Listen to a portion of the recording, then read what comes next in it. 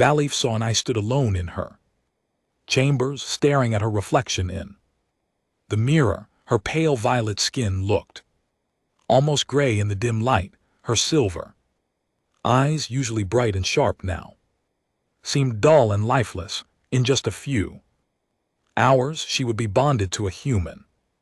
The thought made her stomach twist with fear. The Catherine Empire and the United Earth Coalition had been at war for nearly 20 years. Millions had died. On both sides, cities had burned, entire planets had been scarred by weapons that left nothing but ash and silence. When the ceasefire finally came, everyone said it was a miracle, but miracles had learned always came with a price. The price was her. As part of the Galactic Reconciliation Accord, the two species would be joined through symbolic marriage. A Kithaeron noble would wed a human officer. It would show the galaxy that peace was possible. It would prove that old enemies could become allies. And Vale, youngest daughter of the great diplomatic house of Sawney, had been chosen for this honor. She did not feel honored. She felt like a sacrifice. Her door slid open and her father stepped inside. Lord Karasarani was tall and elegant with the same violet skin and silver eyes as his daughter, but where Vith's eyes held fear, his held only cold calculation. He had always been this way. To him, family was not about love, it was about power and position. You are not yet dressed, he said, his voice flat with disapproval. I will be ready, Valith replied quietly. See that you are. He walked closer, studying her with the same expression. He might give a piece of furniture. This union is essential for our house, for our people. Do not embarrass me. Vale wanted to scream at him. She wanted to ask if he cared at all about what she felt, but she had learned long ago that such questions were useless. Her father did not care about feelings, he cared about results. I understand, father, she said instead. He nodded once and left without another word. Vale turned back to the mirror and began to prepare herself. She put on the ceremonial robes of bonding, layers of flowing silver and white fabric that felt heavy on her shoulders. She arranged her long dark hair in the traditional style. She painted the ritual marks upon her face. With each step she felt more and more like she was preparing for her own funeral. She had heard so many stories about humans. Her tutors had taught her that they were violent and unpredictable.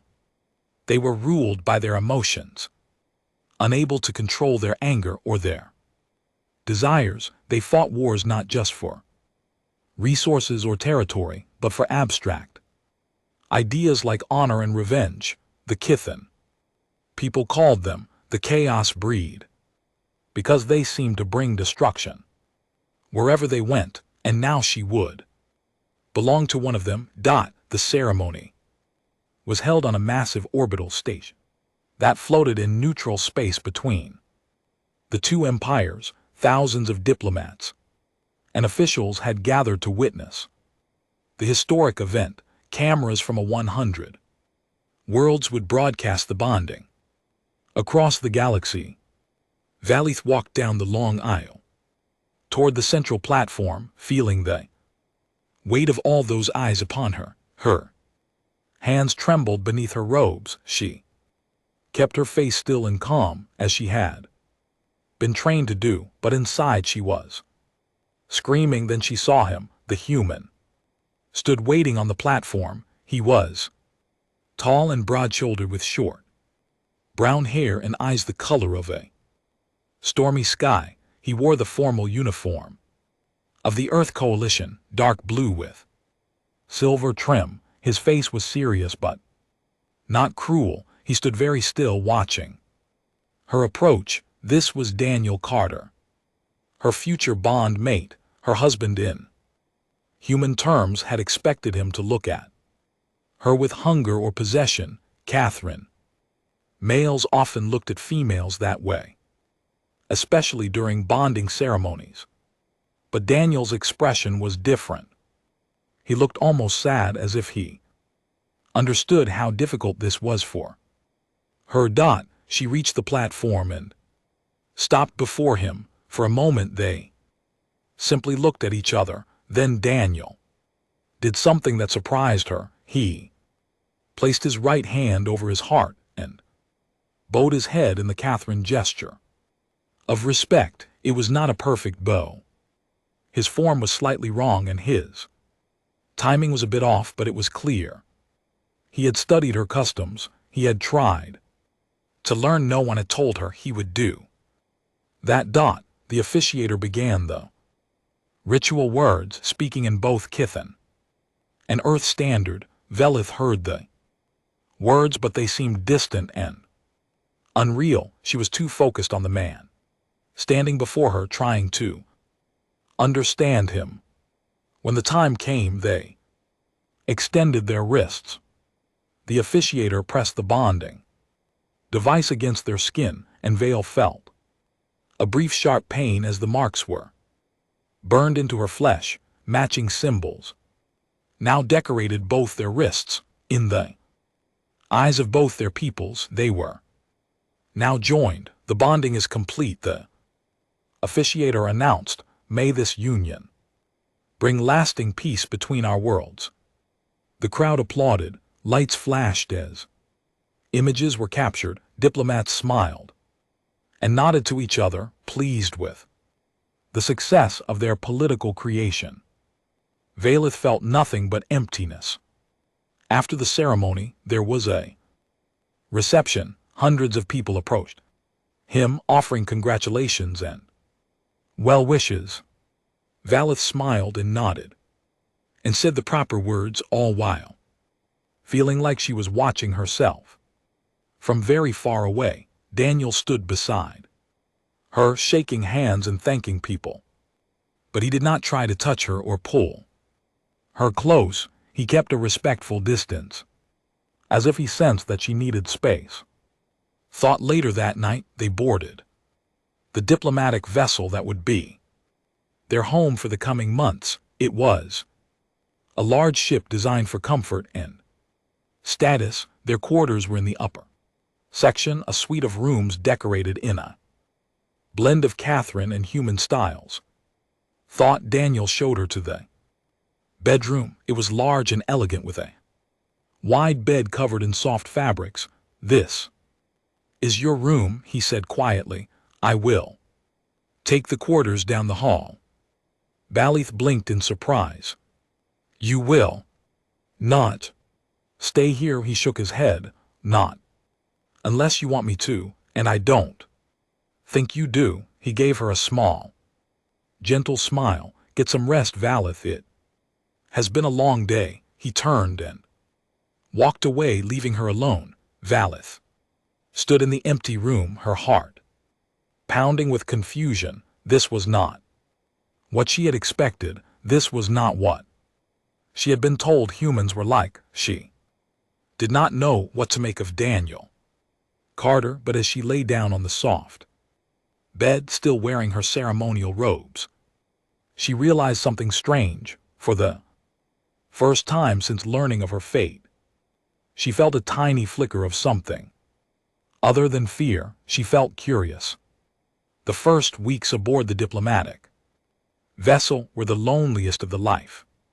She kept to her quarters as much as possible, leaving only when absolutely necessary. She ate her meals alone. She spoke to no one unless required. She built walls around herself, thick and high, hoping they would protect her from the strange new world she had been forced into. Daniel did not try to break down those walls. He did not bang on her door demanding attention. He did not complain about her absence at meals or events. He simply waited. Every morning, Vale would find a tray of food Outside her door, the meals were always a mix of Kithan and human dishes, carefully arranged and still warm. Small note would be tucked beside the tray, written in neat handwriting. Notes were never demanding or romantic. They were simple and kind. I hope you slept well. The ship chef made fresh bread today. I thought you might enjoy it. There is a beautiful nebula visible from the observation deck on level 3. It will be in view until tomorrow morning. If you want to see it, I found a shop on the station that sells Catherine tea. I left some in the kitchen for you. I hope I got the right kind. At first the Lith ignored the notes. She ate the food because she was hungry, but she threw away the little papers without reading them carefully. She told herself she did not care about Daniel's kindness. She told herself it was all an act, a trick to make her lower her guard. But as the days passed, she found herself reading the notes more slowly. She found herself wondering about the man who wrote them. One evening, she received a message on her personal screen. It was an invitation to a formal dinner with several ambassadors who had come aboard to discuss trade agreements. Her presence was required as Daniel's bond mate. She could not refuse. Veil dressed carefully, choosing a simple gown of deep blue. She arranged her hair and painted the minimal marks appropriate for such an event. When she emerged from her quarters, Daniel was waiting on the corridor. He wore his formal uniform, and he smiled gently when he saw her. You look beautiful, he said softly. Balith did not know how to respond. Kithaeron males rarely gave such compliments. When they did, it usually meant they wanted something in return. She waited for Daniel to make a demand or reach for her, but he simply gestured toward the lift. Shall we go? The dinner was long and tedious. The ambassadors talked endlessly about shipping routes and resource sharing. Valith sat beside Daniel, silent and still, playing her role as the obedient bondmate. She noticed that Daniel included her in conversations whenever possible. He asked her opinion on matters related to Catherine customs. He made sure her glass was always filled. He never spoke over her or dismissed her words. When one of the human ambassadors made a joke about Catherine women being cold and emotionless, Daniel's expression changed. His smile disappeared. His gray eyes turned hard. Kafiring people express emotions differently than we do, he said, his voice calm but firm. That does not mean they feel less. I would ask you to remember that my wife is sitting right here, Ambassador. The table went silent. The ambassador turned red and mumbled an apology. Valith stared at Daniel, her heart beating fast. No one had ever defended her like that, not her father, not her brothers. No one. Daniel turned to her and gave her a small, reassuring nod. Then he smoothly changed the subject, steering the conversation back to safer waters. That night Vale lay awake for hours thinking about what had happened.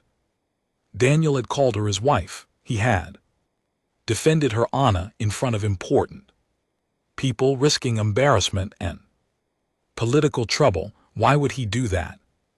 What did he want from her? She could not find an answer that made sense. The next morning she found another package outside her door. This one was different from the usual meal trays. It was a small box wrapped in plain paper.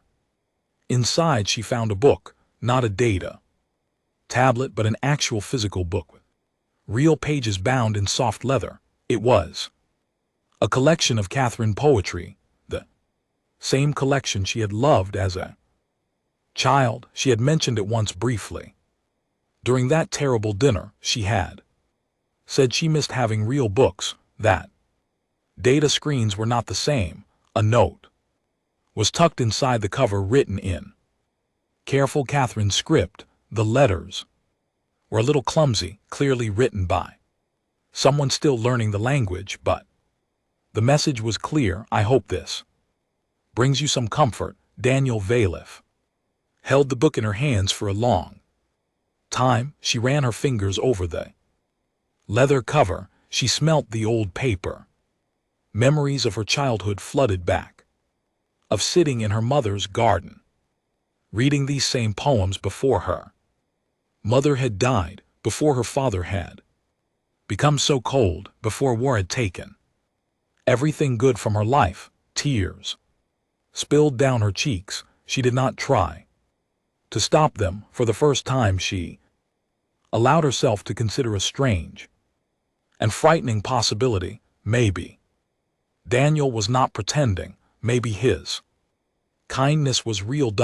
That afternoon, Valith left her quarters. She walked through the ship's corridors past crew members who nodded respectfully until she found the observation deck on level 3. The nebula Daniel had mentioned was still visible, a swirling cloud of purple and gold that filled the viewport. With light, she was not alone. Daniel was there, sitting in one of the chairs, staring out at the stars. He looked tired. There were dark circles under his eyes and his shoulders were slumped. He looked like a man carrying a heavy weight. He noticed her and straightened up, surprise flickering across his face. Vale, I didn't expect to see you here.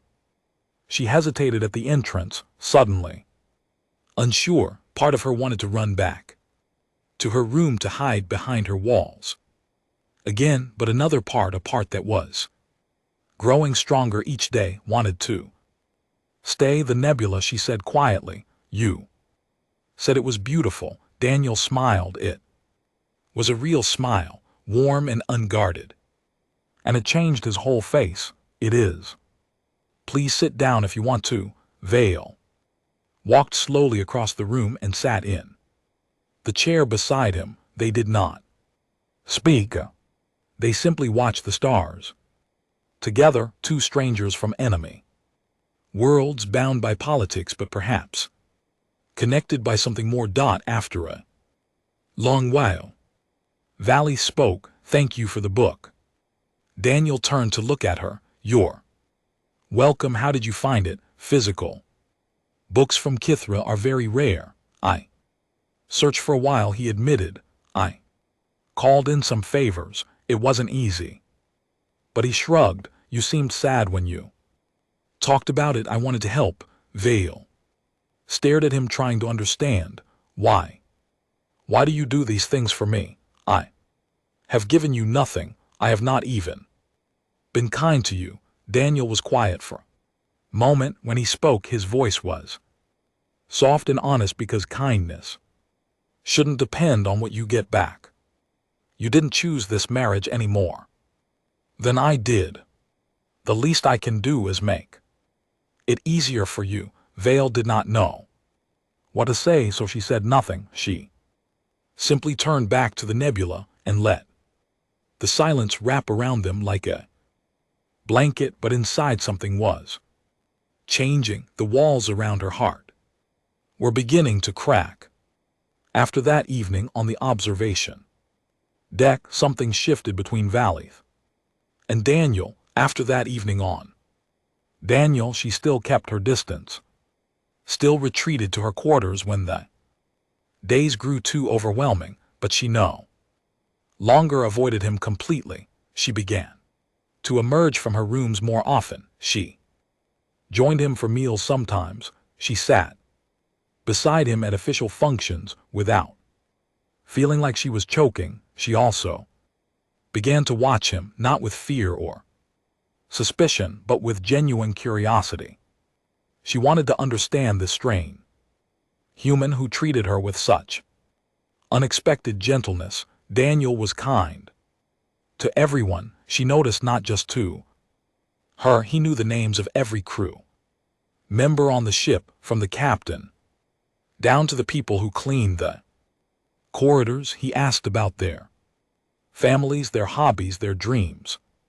He remembered details from previous conversations and brought them up later, showing that he truly listened when people spoke. One afternoon, Vale watched from a distance as Daniel mediated a dispute between two crew members. They were arguing loudly about a scheduling conflict, their voices rising with frustration. Daniel stepped between them, calm and patient. He did not raise his voice or threatened punishment.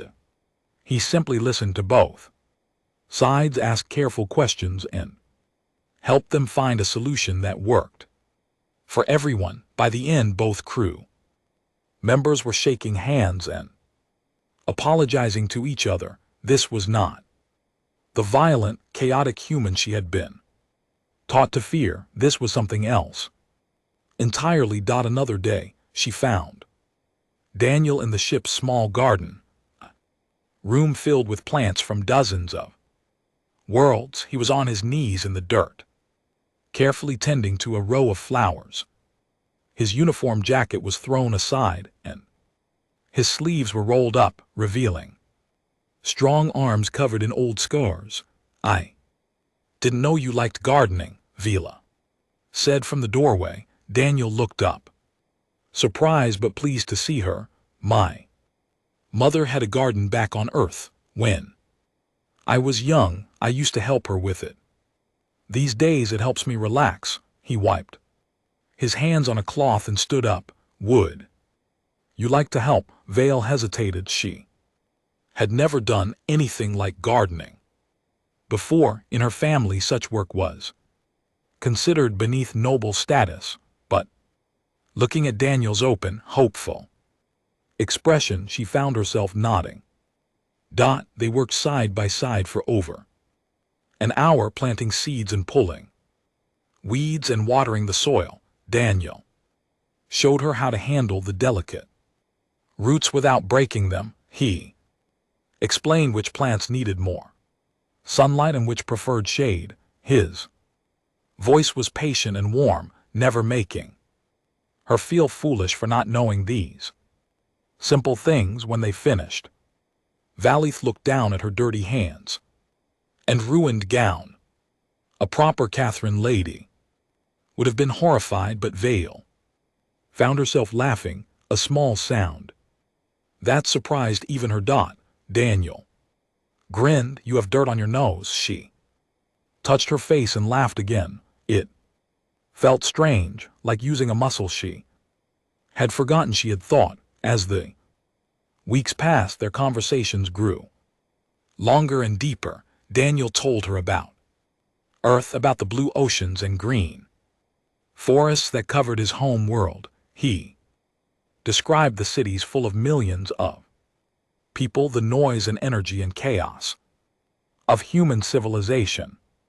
He spoke about the war, about the battles he had fought and the friends he had lost. One evening, as they sat together on the observation deck, watching the stars drift by, Daniel told her about his brother. His name was Kevin. Daniel said quietly. "He was 5 years younger than me, always smiling, always joking. He joined the military because he wanted to be like me." He paused, his jaw tightening. "He died in a battle near the Catherine border. His ship was destroyed. There was nothing left to bury." Vale felt her heart ache with sympathy. She knew what it was like to lose someone. Her mother had died when she was young, taken by an illness that could not be cured. "I am sorry," she said softly. "That must have been very painful." Daniel nodded slowly. "It was for a long time. I was angry. I hated your people. I wanted revenge." He turned to look at her, his gray eyes filled with old pain. "But hatred is exhausting. Balith, it eats you from the inside. I decided I didn't want to carry that weight anymore. You don't blame us for your brother. I blame the war. I blamed the politicians and generals who couldn't find another way, but I don't blame you or ordinary Kithram people who were just trying to survive like everyone else. He reached out and gently touched her hand. War makes enemies of people who might have been friends. I truly believe that. Vale stared at him, overwhelmed by his words. She had expected bitterness or hidden anger. She had expected him to eventually reveal his true feelings, to show her the violent human underneath the gentle surface, but there was no violence in Daniel Carter. There was only a deep, weary sadness and a stubborn hope for something better. You are not what I expected, she whispered. Daniel smiled softly. Neither are you. They sat together in comfortable silence, their hands still touching. Outside the viewport, stars burned like tiny fires. In the endless darkness, Vale began to look forward to their time together. She found herself smiling when she heard his voice in the corridor. She noticed when he was tired or stressed and learned to recognize the small signs of worry in his expression. She caught herself wondering what he was thinking, what he was feeling, whether he was happy. She was falling for him. She knew it, and the knowledge terrified her. One night she woke from a terrible nightmare. In the dream, she was back in her father's house, alone and cold, and Daniel was gone forever. She had called out for him, but no one answered. She woke up, gasping, her heart pounding, tears streaming down her face. Without thinking, she left her quarters and walked down the corridor to Daniel's room. She stood outside his door for a long moment, trembling. What was she doing? This was foolish. She should go back to bed, but before she could turn away, the door slid open. Daniel stood there in simple sleeping clothes, his hair messy, his eyes concerned. Balith, what's wrong? She could not speak. She could not explain. She just stood there, shaking. Daniel did not ask questions. He simply opened his arms, offering comfort without demanding anything in return. Vale stepped forward and let him hold her. She pressed her face against his chest and listened to the steady beat of his heart. He was warm and solid and real, and for the first time in years she felt safe. It's okay, Daniel murmured, stroking her hair gently. I'm here. You're not alone. She cried in his arms until the fear passed, and when she finally pulled away, she looked up at his kind, patient face and realized the truth she'd been running from. She loved him against all logic, against everything she had been taught. She loved this human, and she had no idea what to do about it. The news came on a cold morning, delivered by Ambassador Lyra Van herself. Lyra was a senior Catherine official who had always treated Vale with quiet sympathy. Now her silver eyes were filled with worry as she entered their quarters. There is a problem, Lyra said, her voice tight. A serious one. Daniel sat down his coffee and stood up. What kind of problem? Lyra glanced at Vale, then back at Daniel. Our intelligence has discovered a plot. Faction within the Kithan Empire is planning to sabotage the peace treaty. They believe the marriage was a humiliation, a sign of weakness. They view Lady Vale as a traitor to our people. Vale felt the blood drain from her face. A traitor for following the orders of my own government.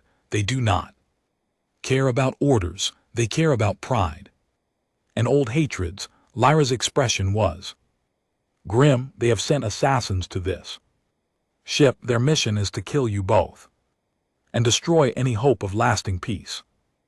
Daniel's jaw tightened. How many? When? Will they strike? We do not know.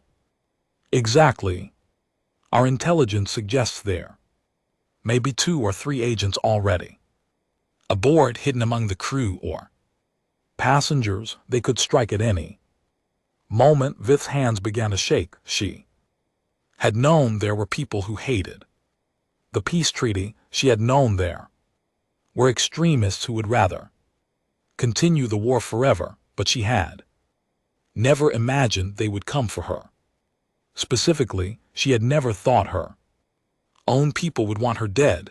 Daniel moved closer to her and placed a steady hand on her shoulder. We need to increase security, lock down the ship, screen everyone. We are doing that, Lyra said, but these assassins are professionals. They will not be easy to find. The next 2 days were tense and frightening. Armed guards were posted outside their quarters. Daniel insisted that Valith stay close to him at all times. He barely slept, spending nights reviewing security reports and checking in with the ship's officers. His gray eyes were constantly moving, watching for any sign of danger. Vale tried to act normal, but fear gnawed at her constantly. Every unfamiliar face seemed threatening. Every shadow made her flinch. She found herself staying very close to Daniel, finding comfort in his solid presence. On the 3rd night, the attack came. They were walking through a quiet corridor on the lower deck, returning from a meeting with the ship's captain. The lights were dim and the hallway was empty. Daniel was talking about their schedule for the next day when he suddenly stopped mid-sentence. Something's wrong, he said quietly. Before Valith could ask what he meant, a figure stepped out of an alcove ahead of them. Then another appeared behind them. Both were dressed in plain gray clothing, their faces hidden behind masks. They moved with the silent grace of trained killers. Daniel reacted instantly. He shoved Valith behind him, placing his body between her and the attackers. He had no weapon, but he raised his fists, ready to fight. Run, he shouted at her. Get to the security station. But Vale could not move. Fear had frozen her legs. She could only watch in horror as the 2 assassins rushed forward. Daniel met the first attacker with a powerful punch that sent the man staggering backward. He spun and blocked a kick from the second, then countered with a strike to the throat. His movements were fast and brutal, the skills of a soldier who had survived years of war, but he was outnumbered and unarmed. The first assassin recovered and drew a blade, long curved knife that gleamed in the dim light. He slashed at Daniel's side, and Valith screamed as the blade cut through uniform and flesh. Blood sprayed across the corridor wall. Daniel grunted in pain but did not fall. He grabbed the assassin's wrist and twisted hard. The knife clattered to the floor. Daniel drove his elbow into the man's face, and the assassin collapsed unconscious. The second attacker tackled Daniel from behind. They crashed to the floor, struggling and rolling. Daniel's wound was bleeding badly now, leaving dark stains on the metal floor. But he kept fighting, kept protecting her even as his strength faded. The Leth finally broke free of her fear. She picked up the fallen knife with trembling hands. She did not know how to fight, had never held a weapon in her life, but she could not just stand there and watch Daniel die for her. The second assassin pinned Daniel to the ground and raised a blade of his own, aiming for Daniel's heart.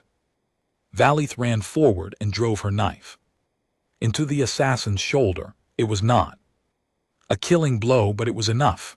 The man screamed and turned toward her, his eyes filled with rage at that moment.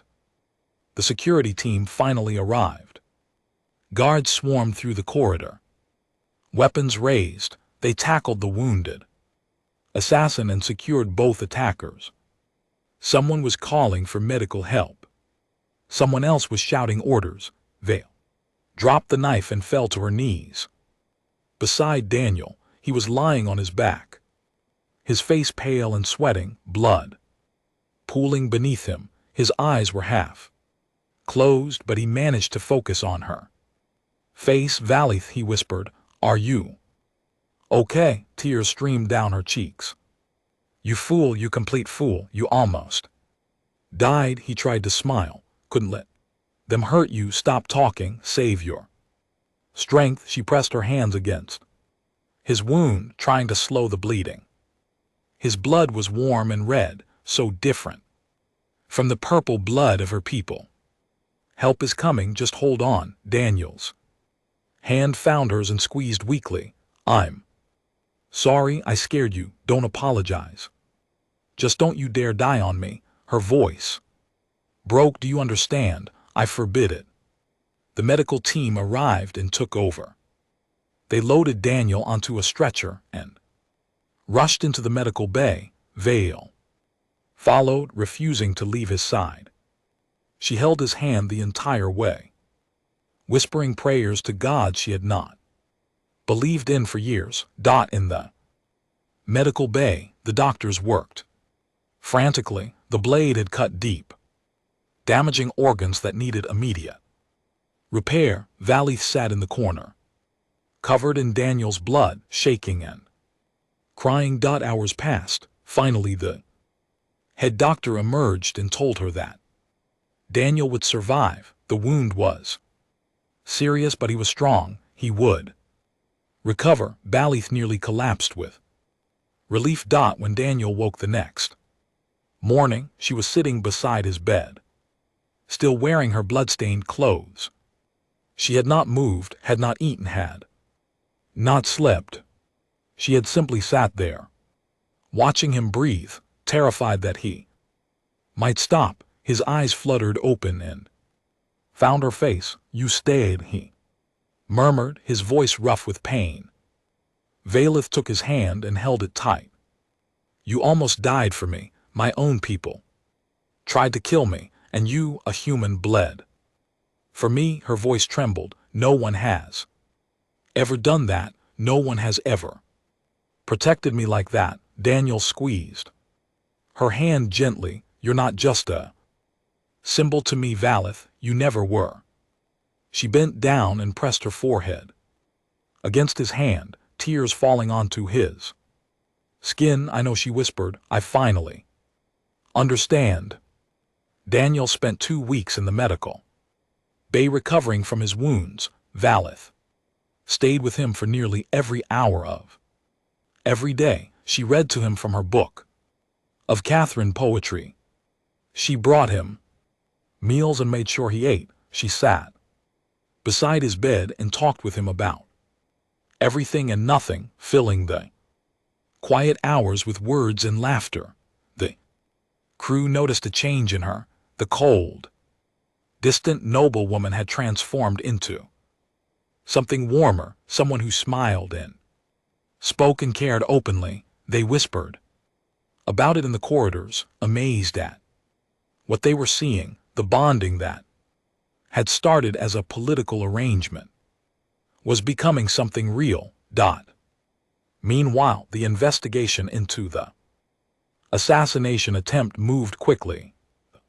2 captured assassins were interrogated and revealed the full extent of the conspiracy. A small but dangerous faction within the Kithan Empire had been planning to destroy the peace treaty from the beginning. They believed that war was the natural state between the species, and that peace was a betrayal of everything their people stood for. Ambassador Lyraven worked with human and Kithan officials to dismantle the faction. Dozens of conspirators were arrested across multiple planets. Leaders were brought to trial and sentenced. The threat was eliminated and the peace treaty emerged stronger than before. The story of what happened aboard the diplomatic vessel spread across the galaxy. Everyone learned how a human officer had nearly died, protecting his kith and wife from assassins sent by her own people. It became a powerful symbol of what the peace could truly mean, a story of sacrifice and loyalty that crossed the boundaries between species. When Lord Cara Serena sent a message demanding the Vayleth distance herself from Daniel to protect the family's political reputation, she refused. For the first time in her life, she openly defied her father. I will not pretend that my husband is a stranger, she told him.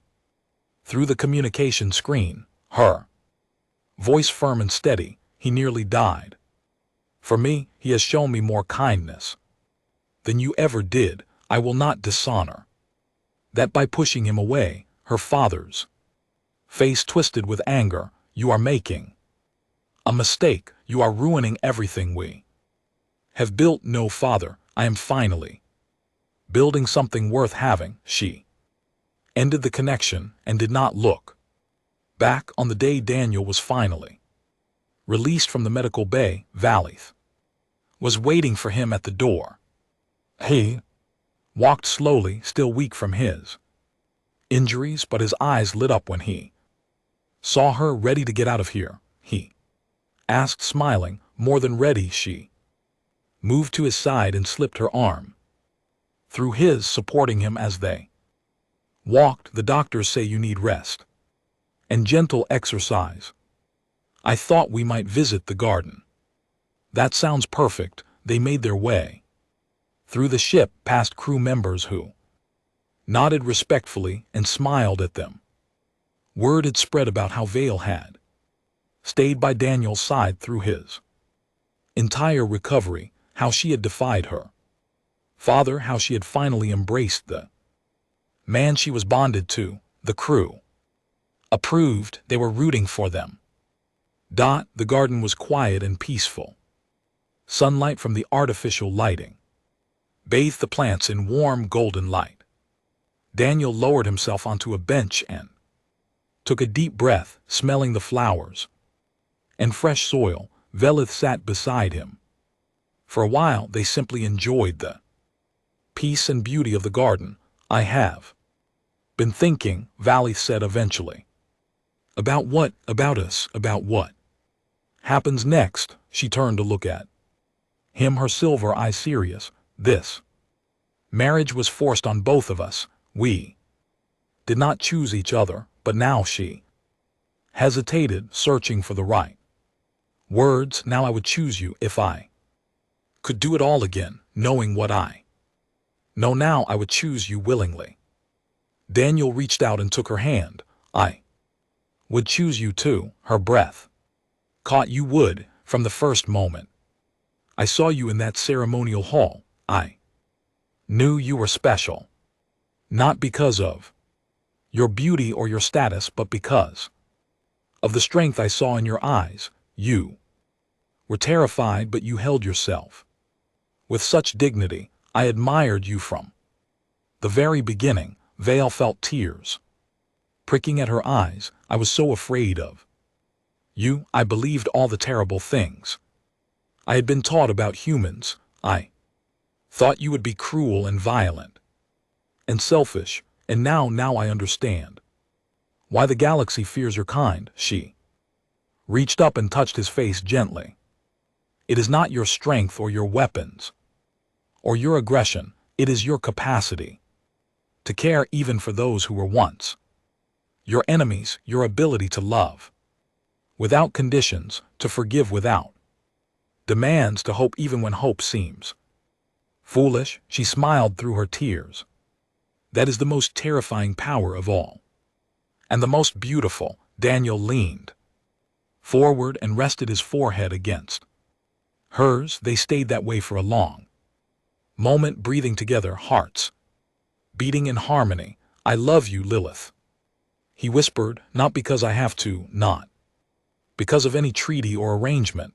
I love you because of who you are, and I love you, Daniel Carter, my human, my husband, my choice. He kissed her then, soft and gentle and full of promise. It was their first real kiss, and it felt like the beginning of something wonderful. Months later, their ship returned to the neutral station where their bonding had taken place, but this time everything was different. They walked through the corridors hand in hand, smiling and talking, clearly and obviously in love.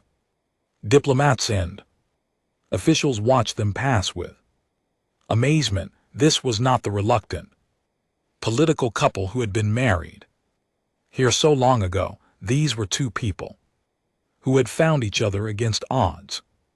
On their last night at the station, Valith found Daniel on the observation deck watching the stars as he so often did. She went to stand beside him, pressing close to his warmth. What are you thinking about? She asked.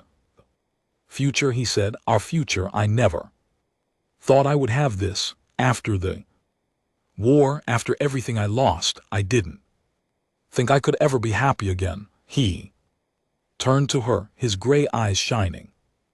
You proved me wrong. Valith smiled and took his hand. We proved each other wrong. You showed me that humans are not monsters. I hope I showed you that Catherine can love just as deeply as anyone. You did. Every single day they stood together, watching the stars burn. In the infinite darkness behind them was a history of war and hatred and pain. Ahead of them was a future neither could have imagined. Do you think the peace will last? Valith asked quietly. Daniel considered the question. I don't know. There will always be people who prefer hatred over understanding. But I think we have a chance, a real chance. He squeezed her hand, and whatever happens, we'll face it together. Vale leaned her head against his shoulder. Together, she agreed. The stars glittered like diamonds scattered across black velvet. Somewhere out there, two peoples who had once been enemies were learning to live side by side. It would not be easy. There would be struggles and setbacks and moments of doubt, but the foundation had been laid, built on an unexpected love between a Catherine, noble woman, and a human soldier. She had dreaded the humans she was forced to wed. She had expected cruelty and violence and pain. Instead, she had found kindness, patience, and a love deeper than any she had ever known. That was the true power of humanity, not their weapons or their armies or their technology, but their hearts. And Vale was grateful every single day that Daniel Carter had given his to her.